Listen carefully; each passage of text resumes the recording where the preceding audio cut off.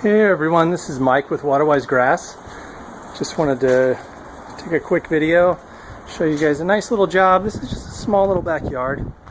We did about 500 square feet of turf here, all in a freeform design. Pretty basic layout, pretty basic design, nothing extravagant. Not a huge, expensive project. But we combined it. They needed some mulch in here.